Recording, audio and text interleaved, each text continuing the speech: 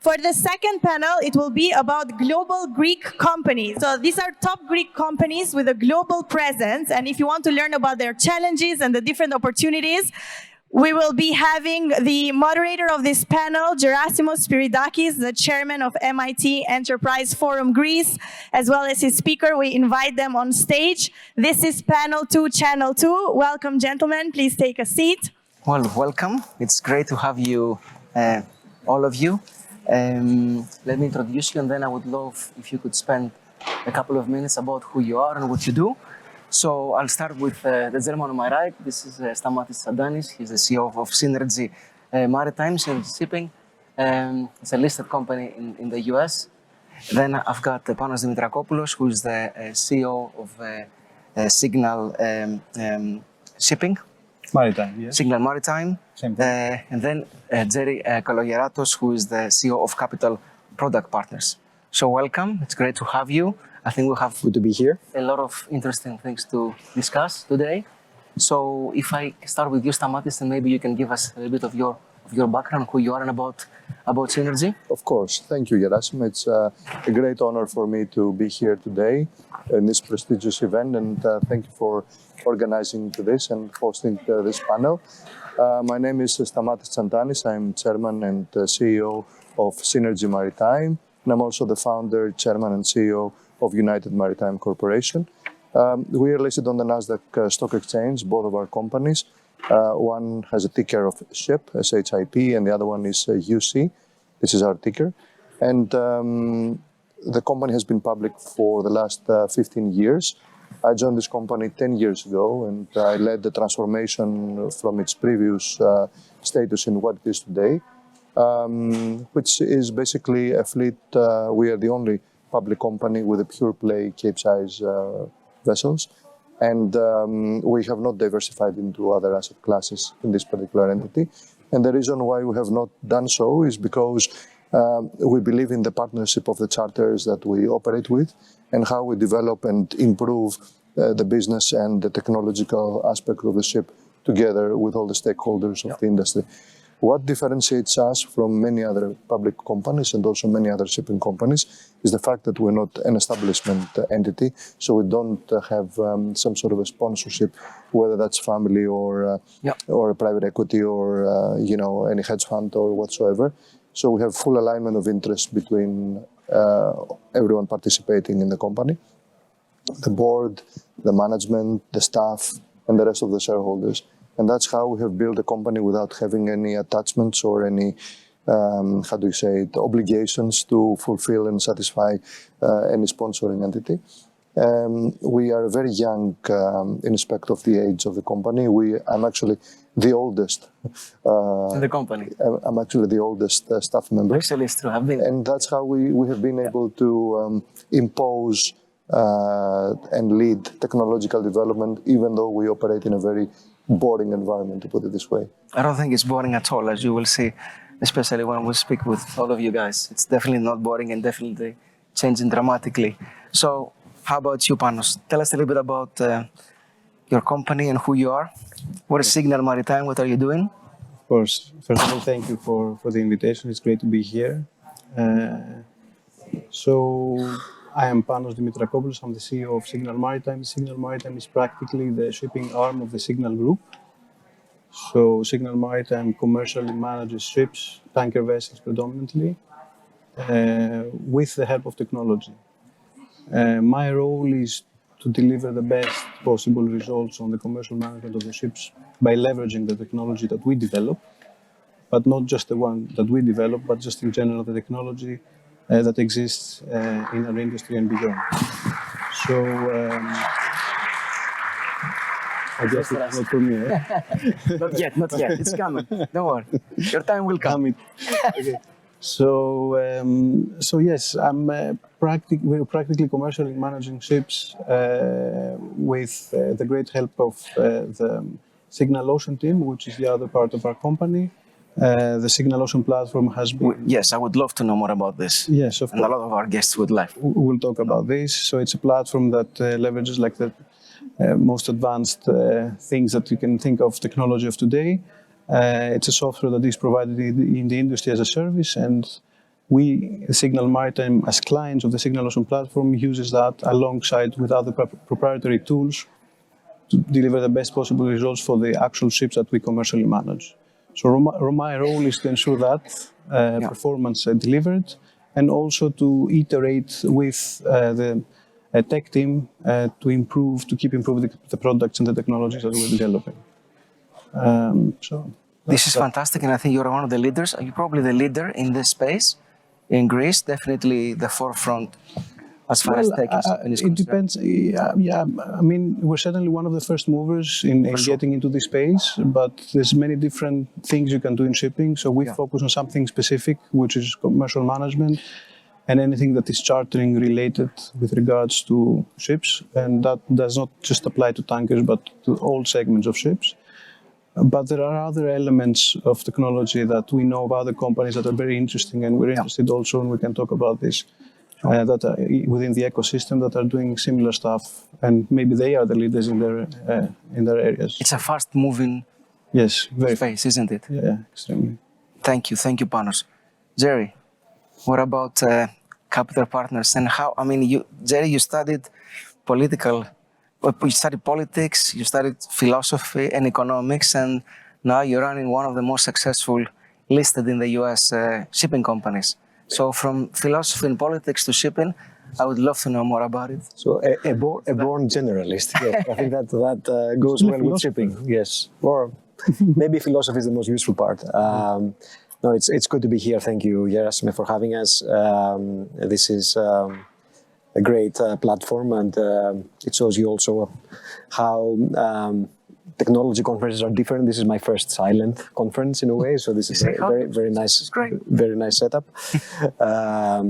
So let us take a step back, because I think we have a lot of people that are not necessarily familiar with shipping, right? So shipping is the backbone of global trade. So 90% of goods are transported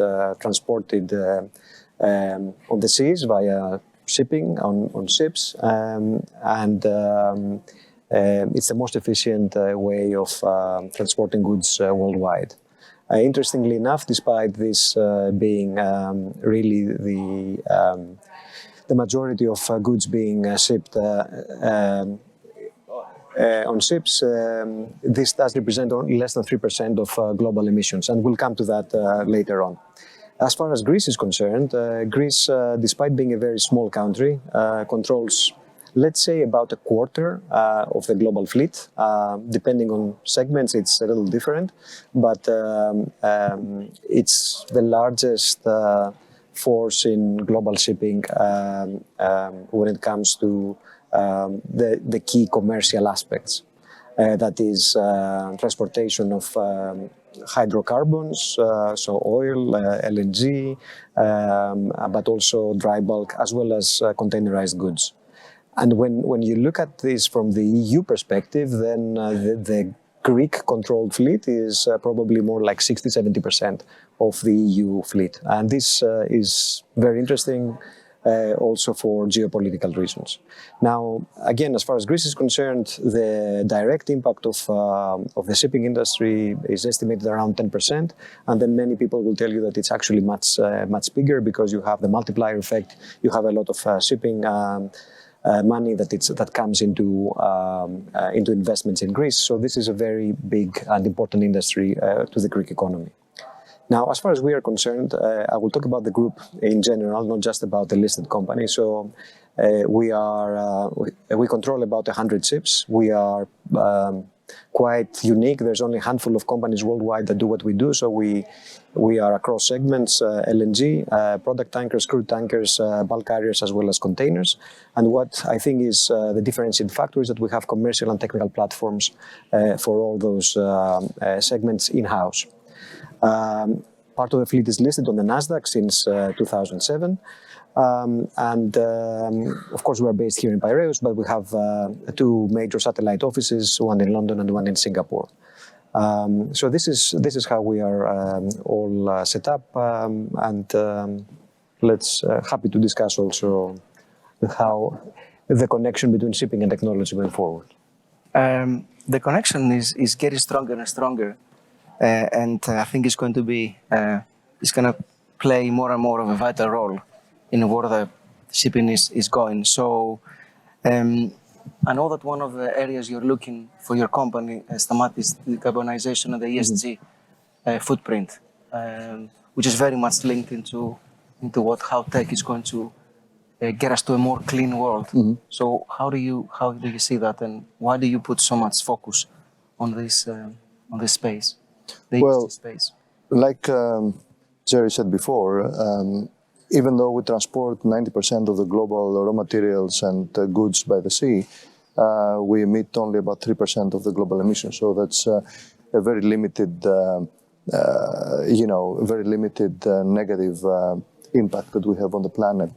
Nevertheless, the shipping industry over the last few years have been asked by various regulations, which is the International Maritime Organization, European Union, and many other organizations, to decarbonize further. And there are two ways of doing that. The first is how to discover and implement new technologies that will be more fuel efficient in the future, which is basically the hardware of the ship itself, with the engines and all that, and what kind of the fuel will be used as a marine propulsion. There are a lot of exotic solutions like ammonia, like hydrogen, like nuclear combustion and all that. And there's still the traditional good old fuel propulsion and how that can be done more and more efficient. So we're kind of driven into this thing by regulations. At the same time, we're trying to implement that on about 40,000 ocean-going ships altogether. And that's a big challenge because the cost of this change is going to be tremendous. And especially when you don't have a prevailing future technology, it's kind of hard to start investing in things that can become redundant or obsolete very, very soon. As far as we're concerned, since we operate in the most traditional and boring, to put it this way, part of shipping, which is dry bulk, and that's effectively transporting iron ore, coal, bauxite, and this kind of raw materials that, yes, are again boring, but they're fully required for the production of steel and the global infrastructure. So, at the end of the day, a boring raw material can become something critical and a cornerstone of global development. Having said that, how can we make existing ships more efficient? There are two ways. One is to install energy-saving devices and things that can, improve the performance of the ship somewhat. Don't expect any miracles. And the other one is the software part, which is all these new technologies that help the ship become more efficient by sailing it in a more efficient way and keep an eye and monitor the operations on a daily basis. So these are the two elements. Happy to expand on these two factors, but pretty much that's how it is. It's hardware, future hardware, current hardware, and where the software development has led us in the last few years. That's very helpful. So if I understand correctly, I have you sitting on my right. You're the hardware guy. That guy is the hardware, and you're the software. So software, tell us a little bit about Signal Ocean platform. Yeah. Because there's a lot about that, and I'm sure our friends here would love to know more about it. Of course.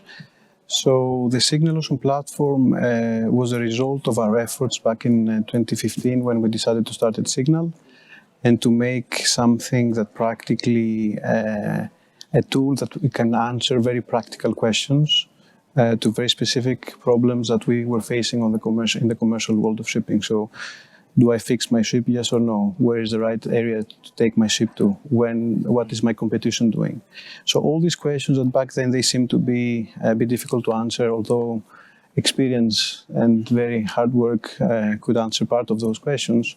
It was really impossible to be aware of the situation in any market in real time for different types of ships across the globe.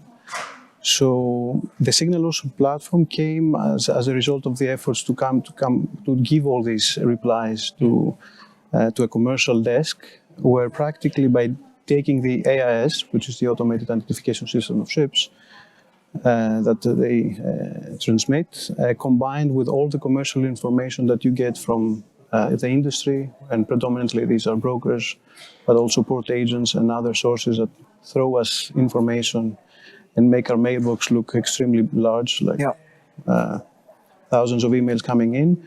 With the use of artificial intelligence, we managed to understand what everyone had to say about ships and their commercial status. And by fusing all this information and stitching together the AIS information, which is where the ships are right now, we created a story about and managed to project the supply and say, like, this is how supply will be looking in the future in terms of ships at specific dates, at specific places in the world. So this, along with other information that we were gathering, that were obviously informing us about the demand and about other elements that were taking place and geopolitical things that obviously affect the shipping markets and the freight markets, is what the 𝐶𝐶𝐻 platform offers, which of course will never tell you what to do, but will certainly assist you and save time and enable timing your decisions better, making more strategic discussions about what's happening, because practically what we think we have managed is to have better situational awareness of all the markets in real time, which of course then drive better results when you're managing ships, and more educated discussions and more sophistication across teams, etc. And Panos, is this just for shipping, or could this be utilized in other industries as well?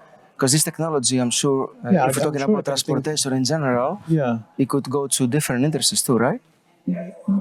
Of course. I mean, I think that the use of AI and, the latest and greatest news about ChatGPT, I think everyone is talking about, is the proof of that. And of course, the same type of technology can be used in different industries. I think the big question comes on, okay, and what is the value and what is the actual use? Do we actually know how to apply ChatGPT in our own business or any type of similar tool? Usually the question is not obvious, and but when you actually get to the point where you truly find a way to apply a very advanced technology to a specific and to a real problem, that's where you generate value. So I think that's what we've achieved in shipping. Absolutely. So we've kind of proved that by leveraging the right tools and not just theoretical analysis, but actually actionable tools in real conditions can generate value. And can, of course, lead to very interesting discussions and projects that make the shipping industry less boring, which I understand why Stamatis is saying that, but it's certainly a way that you can make it less boring. And as Stamatis says, even for us, the same applies. I mean, the average age of our people in the office is very low, and I think they come with a great passion to learn about. Compare the age brackets. Who is the younger one? I can take a bet. I'm sitting next to the older one, so I'm interested now. I'm really curious. I'm close to the older one, but maybe I'm not as old as Stamatis, so that's. I'm gonna go back to the software, because this is a fascinating. I can see, and I like this play between hardware and software. I'm gonna change gear a little bit and go to a topic which I think it's extremely important, and I'm gonna ask Jerry. And this is about the fuel. And we read and hear a lot about at the end of the day, what is the right fuel of the future, because there's a lot of different types, and a lot of people are not really sure what will be the future fuel, which is going to be obviously more environmental friendly and efficient, etc. So to the earlier point about, let's say, whether this industry is boring or more conservative, you can see that we're the only people wearing ties here. So as I told you backstage, there is a point to that. What is this point? Please. So the point explain to us. So this business is a very old business, right? And it's a truly international business. Just to give you an example how this works, right? So you will have a ship built in Korea. It would be owned and operated out of Greece, for example. It will be transporting crude oil from Saudi Arabia to Japan. The vessel will probably be insured in the London market and will be getting services from the London market. The crew will be Romanian and Filipino, and The finance will be coming maybe anywhere in the world, right, from China to Japan to Europe or the US, and so on and so forth. So this is a truly international business. And it's also a very old business, and it operates across the developing and the developed world. And all this has to come together. And in order for all this to come together, it does not take change very kindly. So, and then think about the hardware. The hardware, for more than a century, the diesel combustion engine has been dominating the question about propulsion. There has been nothing in sight until maybe 6, 7, 10 years ago when we started discussing the new fuels and new technologies. And unfortunately, this industry, it's not like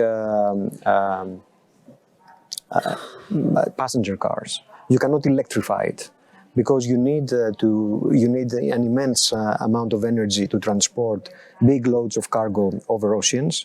You cannot just install a battery and say, great, I have decarbonized the shipping industry by just using renewable energy to power this battery. You cannot stop and charge in the middle of the ocean. And you cannot stop and charge. There's not many. Exactly. I mean, there are not many on the highway here in Greece, but fewer in the ocean. That's absolutely true. So this means that as far as the hardware, as you say, you have two main challenges. If you want different propulsion technologies, and then, as Stamatis said, you can go to nuclear, you can go to or a combination of things. For example, a diesel engine with wind rotors and whatnot. And there are also smaller energy-saving devices. One does not have to go into huge investments, from wind rotors to paints, which are it's only possible because of technological advancement. So new materials create new paints, and these new paints have less friction, and the ship can save energy. We are using on our ships an air lubrication system, so effectively bubbles underneath the sail of the ship in order to reduce the friction. So there is suddenly a huge technological void, which is what is the propulsion of the future and or what is the fuel of the future. Probably there will be a combination of things, right? So right now, and I think Stamatis covered it quite well. I mean, the debate ranges from methanol and LNG to ammonia or even, let's say, hydrogen. But many of these discussions are still theoretical, because neither the engines are available that can burn those fuels, for example, ammonia, or hydrogen, nor is the regulatory framework and the skill set available out there to support it. So I think their technological advancement can play a huge role in order to help this industry take the next step into the new, let's say, decarbonized world. This is a very relevant topic, and a lot of the people in the audience, they are either already starting a new venture or they have started a new venture, which could be linked to the energy revolution, I would call it, whether it's linked to decarbonization, to more efficient fueling, etc. And of course, there's a lot of people who would be very interested, because shipping is together with tourism the two most important, let's say, sectors in Greece.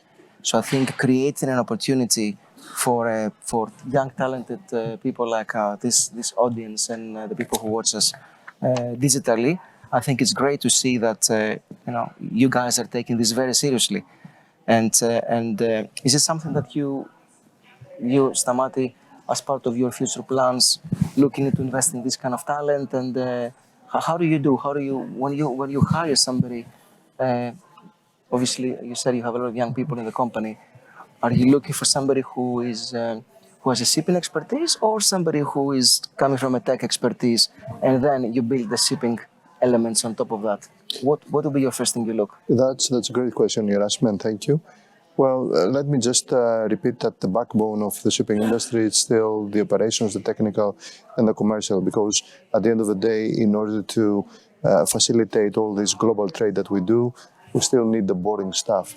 However, and what's very important now is the fact that we have a unique and lifetime opportunity to invite younger people for new stuff that have been introduced in shipping only the last few years, very few years.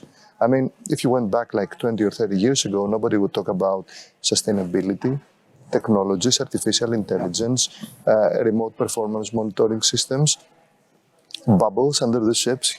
These are things that up until 5 years ago and for the previous 50 were completely unheard of. I mean, people would laugh if you dared to say this kind of innovative things to all these people. But right now you have all these new elements coming into shipping, and people have, again, I repeat that, a unique lifetime opportunity to open up new things and compete, the younger people to compete on equal terms with the older generation that deals traditionally with operations, technical, commercial, and all that. So, having said that, from very simple stuff of reporting and how AI has helped us with ChatGPT and all that, all the way down to monitoring the ship through broadband technologies. I mean, we installed the second Greek-owned broadband system back in 2015, and people would call us crazy. I mean, just transporting the antennas and all that.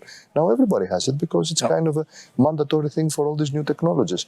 And again, you need to bring younger people inside with young ideas, help it lead change. Because again, up until 5 years ago, and for the previous 50 or 100 or whatever, it was impossible to drive any change. Now it's a unique lifetime opportunity to lead change in shipping. Yeah. And I think it's great to connect this with the younger generation, because this is clearly the future and there's a transition from the old to the new. Mm-hmm. And we're going to talk about this. We're going to talk about investments. We're going to talk about what you guys look when you invest in the new ventures. I'll go back to Panos and I want to see what the new business model you guys are building in shipping using a lot of data, AI, cloud computing. How do you bring this all together and make it such a powerful, let's say, solution set? Yeah, I think that relates a lot to the question you just asked Stamatis about people that we employ. We truly believe that, first of all, of course, shipping and the experience of shipping is something extremely important because things, it's a business with physical assets, with people on board, with a lot of safety issues, with a lot of environmental impact. So people and experience that they have is quite important. But I think that the perfect mix you could have is a combination of the two. So you could have the experience, but also complemented by young people who have the curiosity to learn and certainly have the ambition to explore the potential of what today's technology can provide. So obviously we're talking about analytical skills and a lot of interest and passion to take you through. And this will certainly cover a big gap towards the experience that they don't have when they're first starting in the industry. So I think a combination of the two, alongside with the proper tools that actually, as I said, they have to be solving real problems, will help change. Because for someone, and from my experience, every very experienced person and very senior person in the shipping industry who has, especially the more successful it has been, the more difficult it is for him to change, because all the practices, all the habits, if they've worked for 40 years or so, then it's impossible to say that an iPhone will change your life. Absolutely. So, but in the end, iPhone has changed the life, even for those who are 90 years old. And why did this happen? Because they could actually use and they could actually experience the value in a very practical way. It was not just some sort of a theory that, yes, there will be one day there will be mobile phones that will be doing this or that, and all of a sudden you'll have your email on your phone. It was more about, here it is, just try it and tell me what you think. So in order to get to that very last step, where you actually provide something that is of real, you can actually apply in real conditions, is what I think will change the odds in a successful effort, and a successful venture, that the more senior person, the more difficult, let's say, persons in this industry will embrace. And that's what I think we have delivered so far, and that was my experience, and that's a very nice moment to experience when you build something that those who initially kind of fight against it or they're very difficult to change, all of a sudden they cannot live without that. So I think this is one of the things that we have managed to some extent, at least, because we feel it's still early days for us, but to some extent we've broken that point. And the reason we've broken that point is because we managed to combine both the experience that was pushing back the product and the product that was coming with a value proposition that was coming out of the product was actually evident and obvious to the users. So. And it's definitely something which, it's happening, and when the train starts, you cannot stop, whether you like it or not. You move forward. I want to focus a little bit on the investment side. And we at MITF, we had the previous year, when we did the last competition, we had a separate track on shipping and transportation. You were some of our, I would say, supporters, as sponsors, so thank you for that. I'm hoping next year, I'm going to have you guys as well. No pressure at all. But I think it's very important because, obviously, one is to bring the talent up and help them develop and grow. And that's what we do in our organization. And I think we've been doing this for 10 years and with some very good successes. But we also help and we give a lot of intelligence to companies like you when they're looking for opportunities. So, Jerry, I know that your company has invested in some startups. So when you're doing that, what are you looking to see? And I asked this question in a previous panel, and I'm going to repeat it in case this is a bit more helpful. And the question is, do you invest in the team or do you invest in the product? Are you looking at the team? Are you looking at the product? Which one takes priority? If not, something else.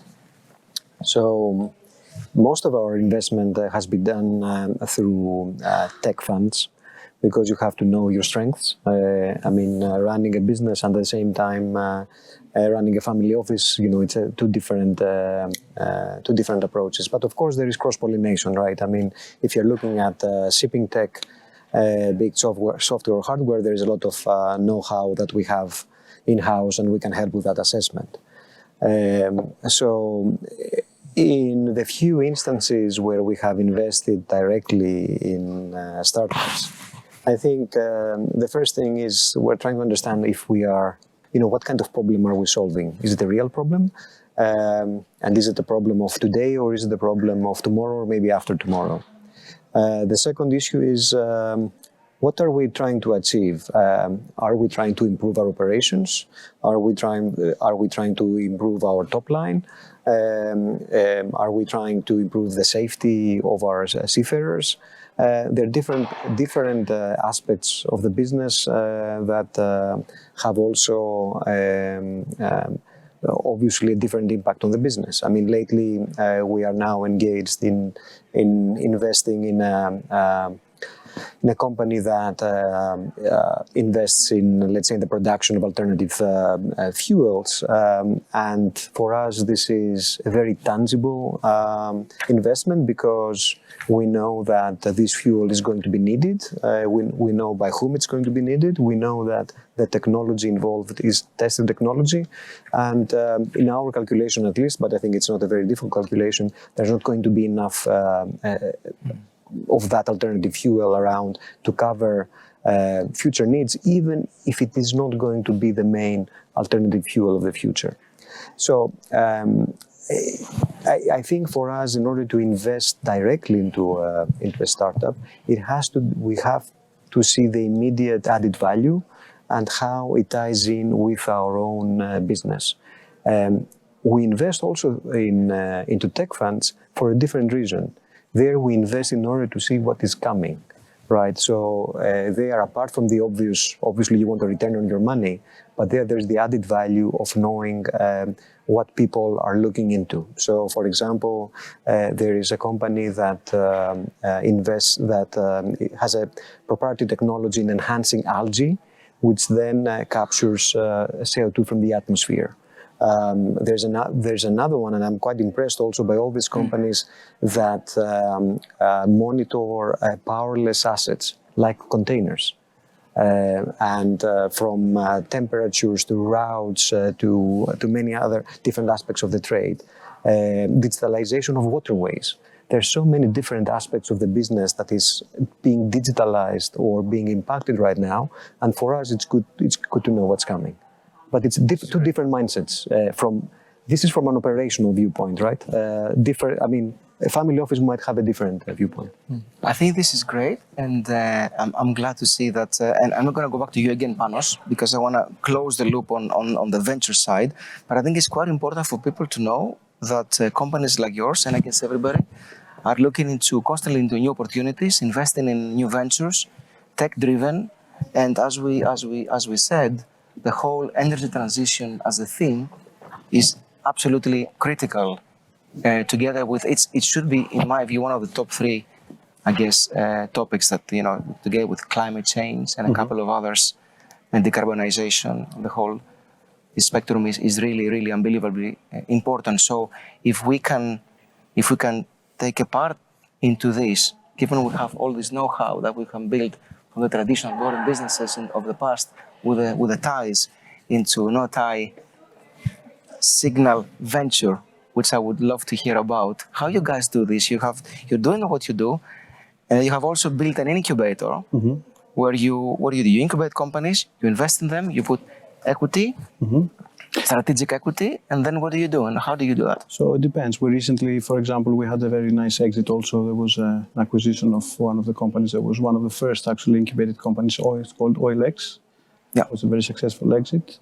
But generally, what we're trying to do, and I think also partly answers your previous question about, where do we look at? Do we look at the entrepreneur, or do we look at the product, or do we look at the team? So I guess in our case, what we do is when we find something within our ecosystem, the maritime ecosystem, of course, or the commodities ecosystem, that we feel we're not the experts, because we're certainly not the experts in all areas.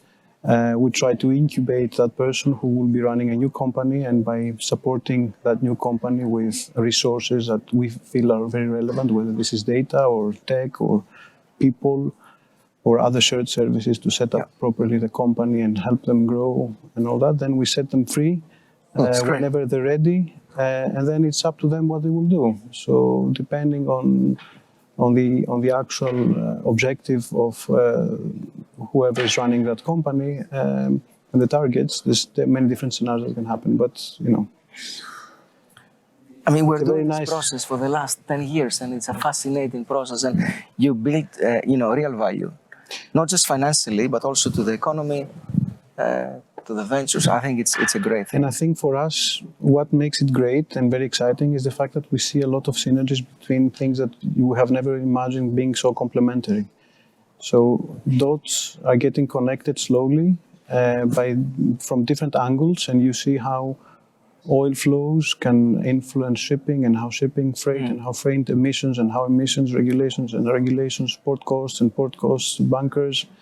So it comes together, and that's also, you see that there's many different angles and perspectives you can generate value from and actually make something meaningful, especially with the high importance of the reducing the footprint. And I think there's many initiatives that can actually come together and help doing that in a very meaningful way. I like this thing. So you have your own incubator. We're kind of competing, but it's okay. We can combine forces. Love that. Yeah. You invest in third-party companies as well through funds, tech funds, but also you directly investing in companies that make sense to you, and they're part of your understanding of the industry. By the way, right? we're also investing, just to mention that. You do that as well? Yeah. That's great. If I'm a startup and I say, hi, Stamatis, I'm Gerasimos, I got my team, and I want to work for you, I want to build, let's say, a new venture, which is going to, let's say, I would target, let's say, one of your objectives going forward, whether it's decarbonization, ESG-related investments, etc. And I would love you to hire me. What would be the areas that you would like me to focus, which is the areas you would like to focus, where you see technology advancing and you want to focus as a business? And if I can do this for you. Well, instead of directly investing in companies, what we have done very successfully the last 6-7 years is that we have opened up our company and various departments in Synergy. So for all the startups to kind of test together with the knowledge of the traditional people whether it works or not, because it's good in theory to say whether that works or not. It's good as an idea and may look good on a computer, but how do you implement that on a ship which is traveling on the other side of the world day and night, 24/7, blah, blah, blah. So it's kind of difficult. So we have opened up our company to various today established entities, and I think we contributed to Signal as well, but to Deep Sea and many other startups in Greece when they were still startups back in the day, to test and run a lot of these new technologies, the equipment, the platform. And at the end of the day, how broad this is to the general audience, which is the shipping industry, a very traditional and boring industry. This is the key, because we do not live in, let's say, Silicon Valley. We want to create Greece as a Silicon Valley for shipping, but we don't live in a country where everybody is fully sophisticated and tech savvy. So we want to make technology and new ideas friendly for the broader use of the people. And I believe that we have helped a lot all these technologies to become more user friendly and applicable in the company. So we invested not in money, but we invested in a lot of man hours. Our staff, given their very tight and demanding workload, we invested a lot in building and helping build these platforms in order to develop and become more user-friendly to the real people and the real audience. I'm going to go to some... May I add there, because I know we have... I want to go to the audience questions. And an audience that is actually... Yes. Looking into new opportunities. So in my mind, that's exactly what I want to hear. We're hiring, we're investing. Come to us. There you go. A pet project. To share your email addresses at the end. Right. So I don't know if the audience realizes this is a very fragmented industry, right? Especially when it comes to bulk shipping. Nobody controls more than a minuscule part of the world fleet and hence market share. However, there has been a trend towards consolidation. So nowadays you have many companies with 100 ships, 150 to 100 ships, while maybe 20, 30 years ago, a big company would have been with 20, 30, 40 ships. So there is a trend. It's not a tsunami, it's drip by drip, but it's happening. However, each one of us has an immense amount of data, right? So we consolidate and collect data every day. If that ranges from weather conditions at any given hour on the various oceans, wherever our vessels are, it is technological data. And nowadays there is a lot of remote connections. There is crew data. There is energy consumption data. There is cargo data. There is routing data. There is an immense amount of data, and each one of us has these pretty solid databases for different things, and not everything is useful, by the way. But if there was a way to consolidate these data sets from the different people, from the different companies, you could create a very large data set, and then you can train AI on the back of that, and that, let's say, data set could be very useful to the engine manufacturers or to weather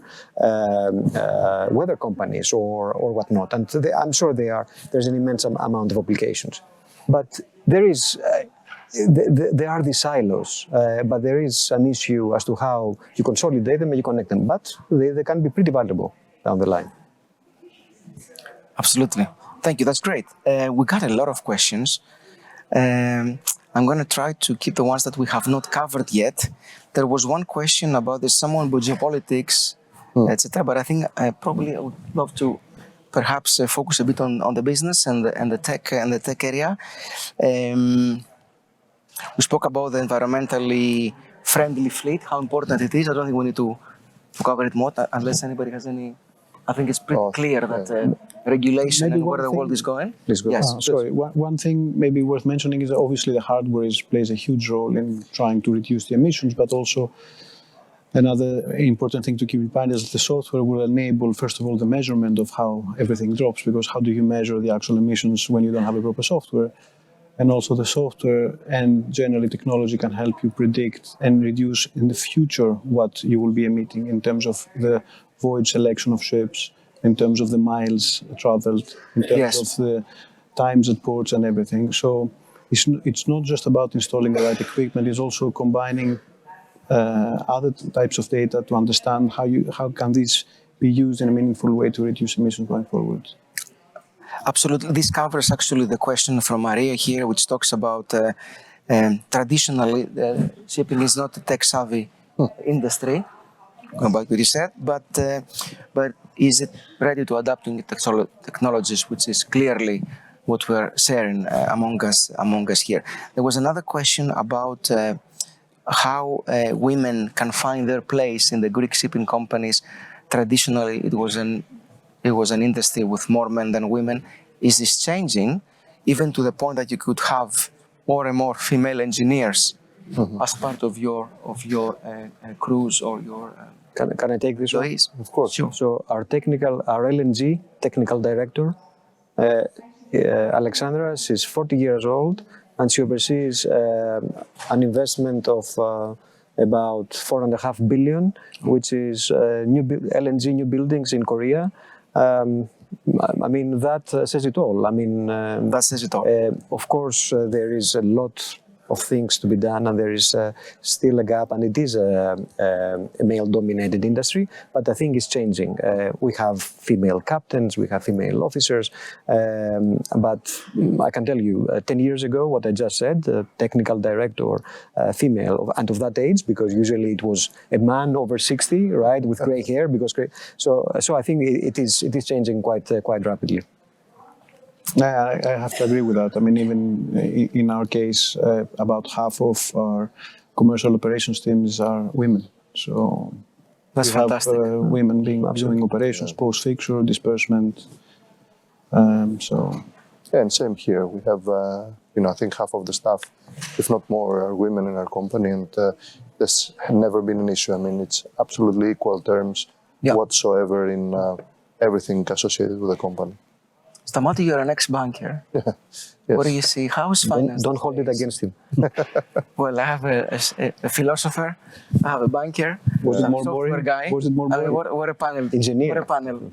Well, So what's going on with finance these days? There's a lot of noise with banks, and some players are out of the picture, a lot of changes. So is this affecting your sources of finance? Well, I quit banking 19 years ago, so 2004. So I think I've kind of cleansed myself out of the banking space. So there's hope for me then. Yeah, there's hope for everyone. But I fully respect the banking industry and all the challenges presented. I have not seen any slowdown in financing, to be honest, with whatever has been happening in the last few years, and especially the last few months. On the contrary, we see more and more interest to finance good, solid projects, because whenever there's a crisis, I mean, every few years you have new stuff going on. I mean, we had the crypto, we had whatever was in fashion, let's say last year or the year before. But whenever there's a crisis and all of these things kind of collapse, you go back to the traditional values, and shipping is indeed a traditional value, and I don't see that becoming obsolete anytime soon by, stopping 90% of the goods and raw materials being transported by sea. So, it's an industry that will stick around for many, many years to come. I don't see that becoming obsolete anytime soon. There are billions of tons being transported annually, whether that's crude oil or iron ore or coal or that will be required in our societies and the planet for the foreseeable future. And when I say foreseeable future, I mean at least another 50 years, if I can say. So finance, when the problems occur in new technologies that may not be sustainable in the future or fail, they go back to the traditional values, which is, hard assets. And one of these boring hard asset industries is shipping as well.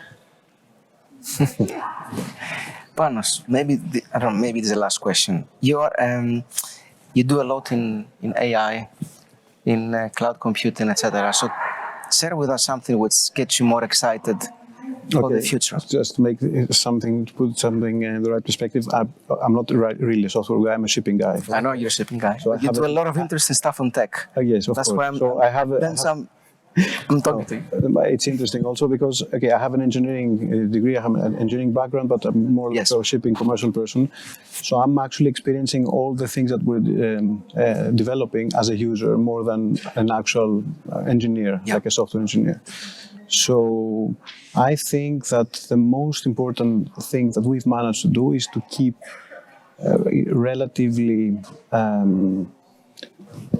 okay costs when it comes to how much it costs for computing. So I think that, although it's super expensive, I think that the cost was such that we was certainly proving that it's worth going for the actual value that it would actually generate by doing everything we're doing, by AI or other technologies that we're using. So yeah, all in all, I think that it's amazing to see practical applications of AI. So narrow AI. So solve specific problems. Find something that will really make it better than a human. Not try to overreach on something that is not really well defined. It doesn't really solve the problem of today, not tomorrow or not the week after. Like something today. So I think this is what we were trying to do, and that is what we managed to achieve. I think as the last comment, and please, if you want to add something, it's pretty clear to me that in this very important industry for Greece, you are the international players. You represent our country globally with listed companies beyond our borders. So we're very proud. We're very happy to have you, carrying the flag.